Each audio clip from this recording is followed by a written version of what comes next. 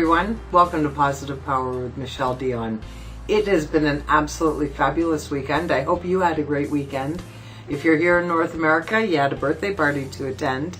It was Canada Day on Friday. And then it was Independence Day on July 4th, which was Monday. So what a great weekend. I hope you spent some time with family, had some fun, did some stuff that made you feel good.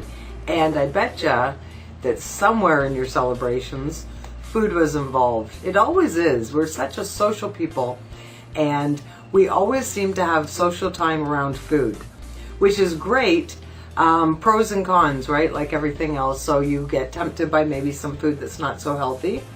And, you know, a lot of people in society, especially here in North America, deal with illnesses, which are way more common than they used to be once upon a time. And we've touched base on that before. But today I'd like to talk a little bit about that more specifically.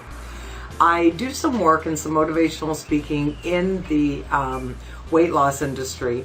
And I ran into a woman yesterday who, it just warmed my heart so much for her to tell me that because of the weight that she had lost, she was now off all her diabetes medicine. What an awesome thing that was, and what an uplifting thing that is, because it goes to show you how powerful you really are and how much you really have more control than you think you do. You know, quite often we go to the doctor, and here in Canada we're so blessed that we have free health care. So we go to the doctor and they tell us something, that we have something, and we automatically own it, don't we? We own that disease, that label. And quite often, if we turn to natural food or we change our diet, quite often we have a lot more control than you think that we do. So I have a couple articles I'd like to share with you today, and I'm just going to touch on them briefly, but I'm posting them on the Positive Power Facebook page.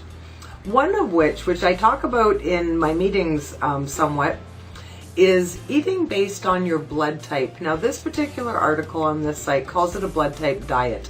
So we're not using the term diet as in restriction. We're limiting ourselves to what we can eat necessarily. It's more in the term of diet. Everything you eat is your diet, right? It's like a dietitian.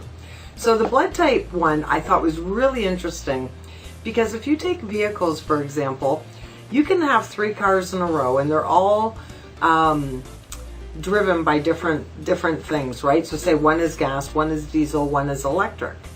Well, take that and look at your body the same way. Now, that doesn't mean that you can't sway from this or whatever. It's just food for thought, something to think about, and just, it's a great article to read, and it talks about fitness as well. But like if you, for example, if you are a type O blood type, and it doesn't get into the positive and the negatives, if you're a type O, then they recommend, and they do a lot of science and research behind this, that you eat less dairy and grains and more meat. For A, blood type A, which is actually me, more of a vegetarian diet. The other one is blood type B, which is a balance. So if you're a blood type B, you're a balance between vegetables and meats, and you'll find that your whole system performs better and that you are more resistant to diseases, which is absolutely awesome. So check that out and look at it and how it applies to yourself. You know, and then the other site that I wanted to talk about briefly is about a healing diet. Because when you have something, quite often, like I said, if you change your diet, you can feel better, you can possibly eliminate symptoms and get off medicines, which, you know, quite often it's not the disease that kills you, it's the side effects. It's all fine and good till your ears are bleeding, right? Not so fun, not so cool. So this second website, make sure you check that out. And it's got a whole bunch of information on there regarding different things, and it's all healthy stuff. So it's like one ingredient items and different things that are just going to boost you up and make you feel better and help eliminate or maybe flush out of your system whatever the disease or the symptoms are that are inhibiting you. For example, this is a really interesting one because we deal with so much depression in the world. Did you know a small handful of cashews is equivalent to 1 Prozac? Food for thought. Give it a try. Thanks for listening. Great to be joining you this week. I hope you had a fantastic weekend, an even better week. And don't forget how awesome you are. Find me on Facebook. I'm all over the place. Take care.